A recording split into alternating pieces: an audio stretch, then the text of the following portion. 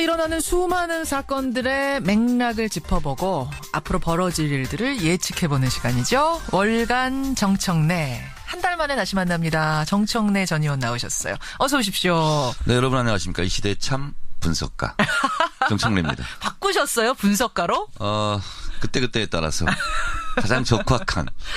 참 예언인이 있었고 뭐 있었죠? 참 겸손이, 참 자랑인, 참 해설인, 참 예언인.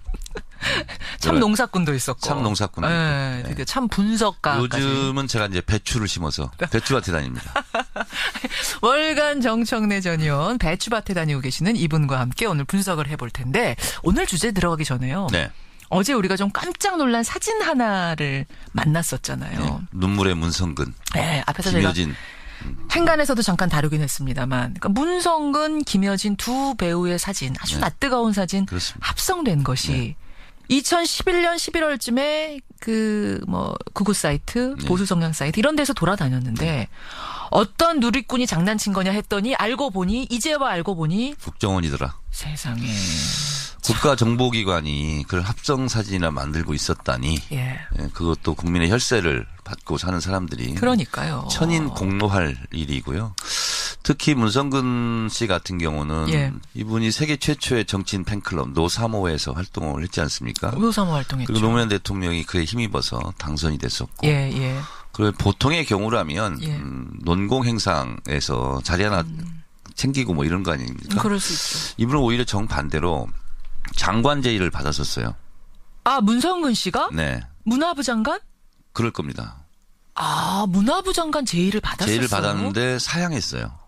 사양 이유가 뭐냐면 내가 만약에 이런 장관 자리를 얻는다면 나의 순수한 마음, 노사모의 순수한 마음 이것이 왜곡될 수 있고 또 그것을 위해서 활동을 한 것이 아닌데 오해받을 소지가 크다. 그래서 나는 본업에 충실하겠다. 배우지게. 그리고 본업에 들어가려고 그랬는데 그때 이후로 사실은 써서는 안 될 사람 그래서 계속 배제되고 이렇게 됐었는데 결국은 문화부 블랙리스트까지 올라서 계속 출연이나 이런 것이 이제 제한되고 이랬었는데 그 정점에 국정원이 있었고 그것도 모자라서 그런 낯뜨거운 합성 사진까지 이렇게 되니 그분의 심정이 오죽하겠습니까?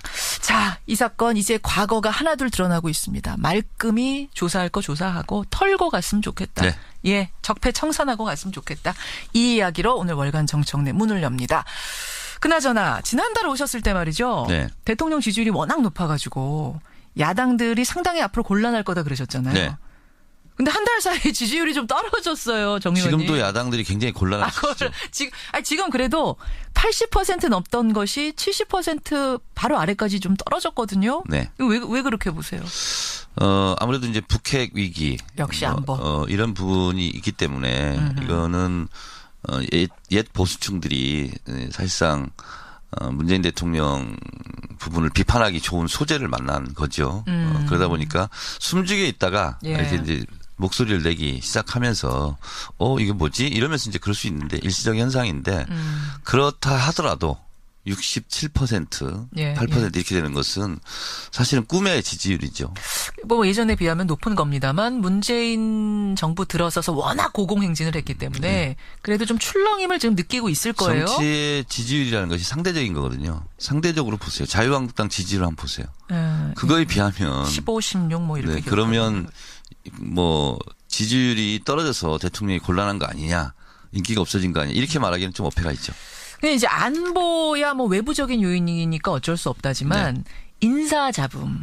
이 검증은 잘했더라면 사실은 좀 피해갈 수 있는 문제였는데 이 부분에 대해서는 여당 내부에서도 뭐 정부 내부에서도 얘기가 좀 나오죠. 이런 경우를 보고 옥의 T라고 그러죠.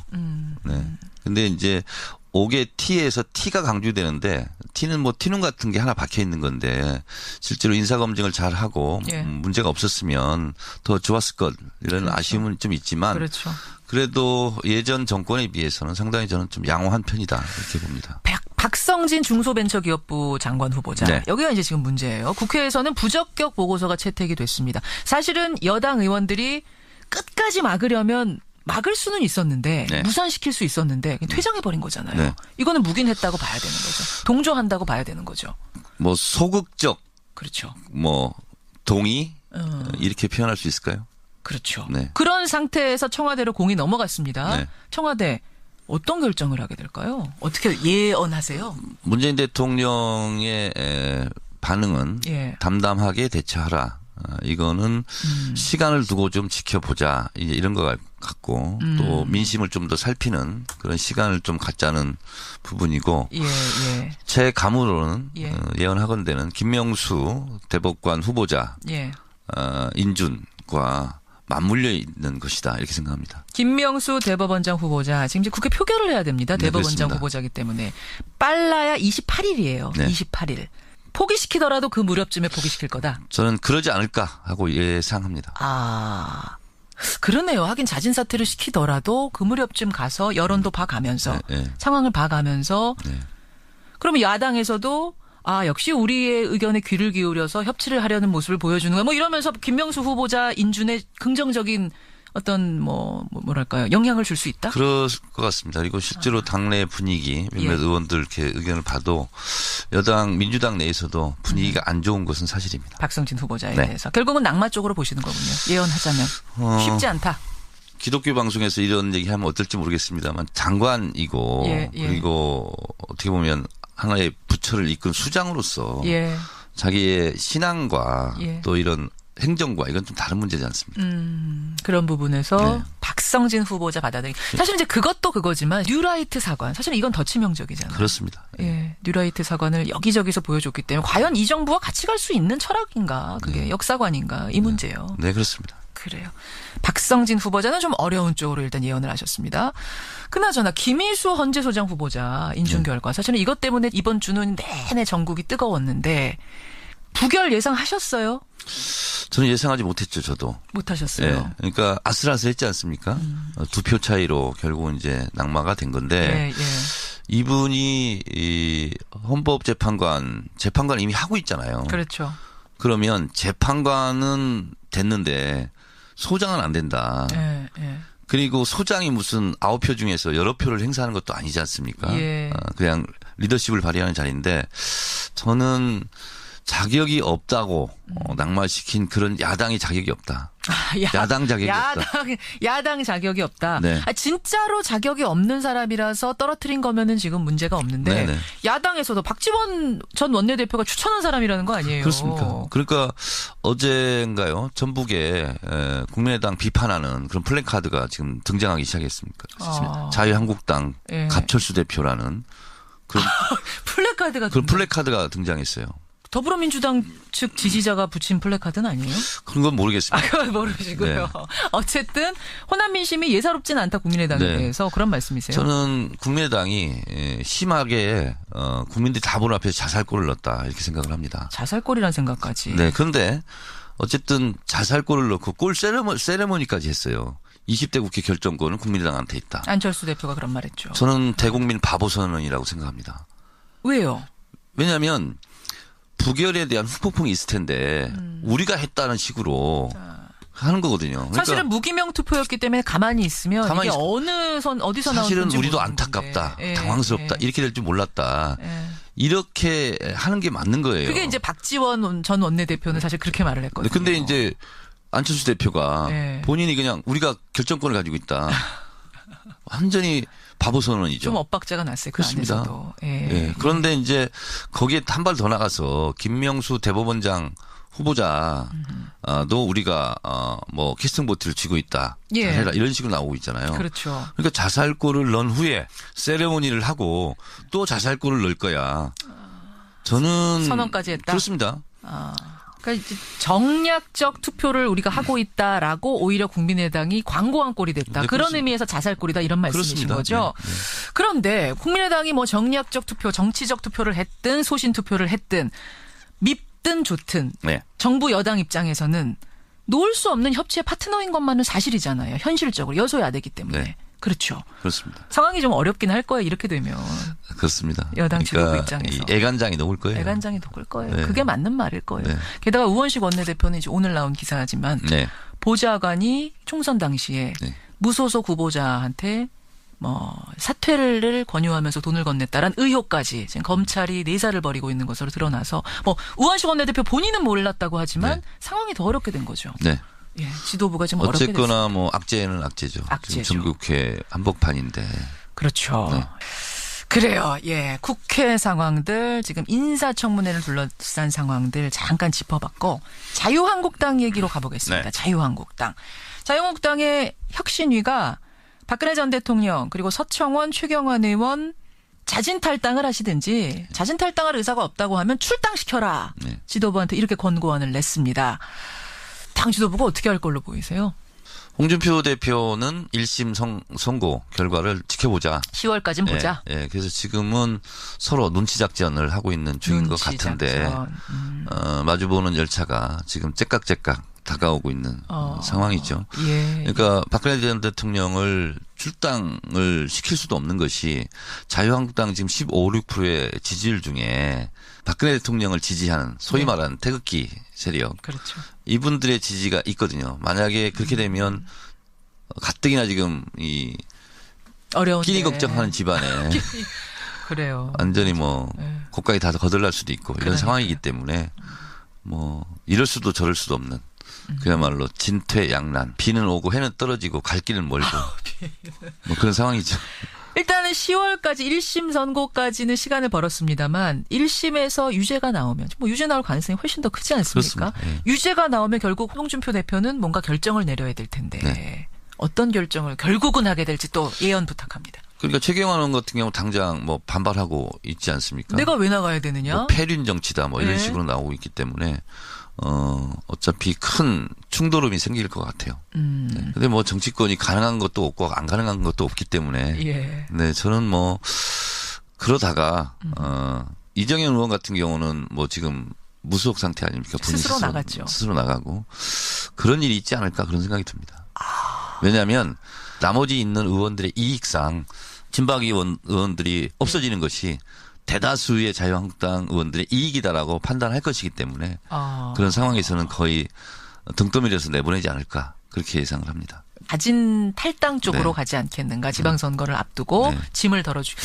글쎄요. 오히려 친박계가 똘똘 뭉쳐서 홍준표 대표를 치고 올라갈 가능성? 이것도 저는 가능할 것 같은데. 한번 지켜보죠. 지켜보죠. 근데 그냥 물러가지는 않을 것 같아요. 물러나더라도. 네네. 큰 충돌은 한번 뭔가 있을 것 폭탄 몇 개를 터뜨리고. 예, 자유한국당. 자, 결국 이제 이렇게까지 권고안을 혁신위가 낸 이유는 뭔고 하니, 그리고 홍준표 대표가 지금 고민하는 이유는 뭔고 하니, 바른정당이 있어요. 거기에 바른정당. 네, 그렇습니다. 바른정당하고 보수 대통합을 해야지 지방선거 앞두고 뭔가 될 것 같은데, 네. 워낙 지지율이 지지부진하니까. 바른정당은 이미 원심력이 작동하고 있다고 저는 이렇게 보고 있습니다. 무슨 말씀이세요? 김무성 전 대표와 유승민 전 후보가 뭐 무슨 키스 뭐 쇼를 하지 않았습니까? 뭐 진한 키스였는지 그냥 뽀뽀였는지 이건 모르겠습니다. 하여튼 보기 민망하더라고요, 그것도. 그런데 예. 두 사람이 찰떡궁합이라면 굳이 그런 연출을 할 필요가 없거든요. 기자들 앞에서. 그거예요. 예, 그렇습니다. 네. 그런 퍼포먼스를 했다는 거거든요. 사랑할 때 하는 건데 사랑하지도 않으면서 한 것은 뽀뽀에 대한 인격 모독이 아닌가? 오히려 지금 두 분 사이에 갈등이 크다는 걸 역으로 보여주는 거였다. 네, 그렇습니다. 네. 그렇게 해석하세요. 네, 그래서 예. 역설적이게도 그 뽀뽀 사진 그걸 보면서 예. 곧 무너지지 않을까 그런 생각을 했습니다. 오히려 왜냐하면 한 명만 이탈이 되잖아요. 그럼 원내 교섭단체가 무너지지 않습니까? 그게 탁수무석이기 때문에. 그러면 급격하게 분열될 수 거다? 있죠. 와해되고 분열될 수 있죠. 그렇게 보시는 거예요. 그것이 지금 예. 팽팽하게 지금 버티는 쪽과 예. 또 그것을 긴장을 무너뜨리려고 한 쪽 이런 쪽이 지금 팽팽하게 대결하고 있다 이렇게 보고 있습니다. 와, 그 뽀뽀 사진을 보면서 네. 정말 심상치 않구나라는 정말 걸 심상치 오히려 네, 느꼈다는. 그렇습니다. 밖에서는 우하나 물갈퀴질은 이렇게 열심히 하는 거죠. 알겠습니다. 월간 정청래 이야기 쭉 이끌어 왔는데요. 시작하면서 이게 뭐지? 이러면서 이제 그럴 수 있는데 일시적 현상인데 그렇다 하더라도 67%, 예, 8% 이렇게 되는 것은 사실은 꿈의 지지율이죠. 뭐 예전에 비하면 높은 겁니다만 문재인 정부 들어서서 워낙 고공행진을 했기 때문에 그래도 좀 출렁임을 지금 느끼고 있을 거예요. 정치의 지지율이라는 것이 상대적인 거거든요. 상대적으로 보세요. 자유한국당 지지율 한번 보세요. 그거에 비하면 15, 16 뭐 이렇게. 네, 그러면 뭐 지지율이 떨어져서 대통령이 곤란한 거 아니냐, 인기가 없어진 거 아니냐 이렇게 말하기는 좀 어폐가 있죠. 근데 이제 안보야 뭐 외부적인 요인이니까 어쩔 수 없다지만 인사잡음. 이 검증은 잘했더라면 사실은 좀 피해갈 수 있는 문제였는데 이 부분에 대해서는 여당 내부에서도 뭐 정부 내부에서도 얘기가 좀 나오죠. 이런 경우를 보고 오개티라고 그러죠. 근데 이제 오개티. 네. 오늘 주제 들어가기 전에요. 어제 우리가 좀 깜짝 놀란 사진 하나를 만났었잖아요. 눈물의 문성근. 네. 앞에서 김여진. 제가 행간에서도 잠깐 다루긴 했습니다만 그러니까 문성근, 김여진 두 배우의 사진 아주 낯뜨거운 사진 그렇습니다. 합성된 것이 2011년 11월쯤에 그 뭐 구구 사이트, 보수 성향 사이트 이런 데서 돌아다녔는데 어떤 누리꾼이 장난친 거냐 했더니 알고 보니 이제와 알고 보니 국정원이더라. 세상에. 국가정보기관이 그런 합성 사진이나 만들고 있었다니. 그것도 국민의 혈세를 받고 사는 사람들이. 그러니까요. 천인 공로할 일이고요. 특히 문성근 씨 같은 경우는 이분이 세계 최초의 정치인 팬클럽 노사모에서 활동을 했지 않습니까? 노사모 활동했죠. 그리고 노무현 대통령이 그에 힘입어서 당선이 됐었고. 그리고 보통의 경우라면 논공 행상에서 자리 하나 사진까지 이렇게 되니 그분의 심정이 오죽하겠습니까? 자, 이 사건 이제 과거가 하나둘 드러나고 있습니다. 말끔히 조사할 거 조사하고 털고 갔으면 좋겠다. 적폐 청산하고 갔으면 좋겠다. 이 이야기로 오늘 월간 정청래 문을 엽니다. 그나저나 지난달에 오셨을 때 말이죠. 대통령 지지율이 워낙 높아가지고 야당들이 상당히 앞으로 곤란할 거다 그러셨잖아요. 근데 한 달 사이에 지지율이 좀 떨어졌어요, 정 의원님. 지금도 야당들이 굉장히 곤란하시죠. 지금 그래도 80% 넘던 것이 70% 바로 아래까지 좀 떨어졌거든요. 왜 그렇게 보세요? 아무래도 이제 북핵 위기. 역시 안보. 이런 부분이 있기 때문에 이거는 옛 보수층들이 사실상 문재인 대통령 부분을 비판하기 좋은 소재를 만난 거죠. 그러다 보니까 숨죽여 있다가 이렇게 이제 목소리를 내기 챙기고 뭐 이런 거 아닙니까? 그럴 수 있죠. 이분은 오히려 정반대로 장관 제의를 받았었어요. 아, 문성근 씨가? 문화부 장관? 그럴 겁니다. 아, 문화부 장관 제의를 받았었어요? 제의를 받았는데 사양했어요. 사양 이유가 뭐냐면 내가 만약에 이런 장관 자리를 얻는다면 나의 순수한 마음, 노사모의 순수한 마음 이것이 왜곡될 수 있고 또 그것을 위해서 활동을 한 것이 아닌데 오해받을 소지가 크다. 그래서 나는 본업에 충실하겠다. 그리고 본업에 들어가려고 그랬는데 그때 이후로 사실은 써서는 안 될 사람 그래서 계속 배제되고 이렇게 됐었는데 결국은 문화부 블랙리스트까지 올라서 계속 출연이나 이런 것이 이제 제한되고 이랬었는데 그 정점에 국정원이 있었고 그것도 모자라서 그런 낯뜨거운 합성.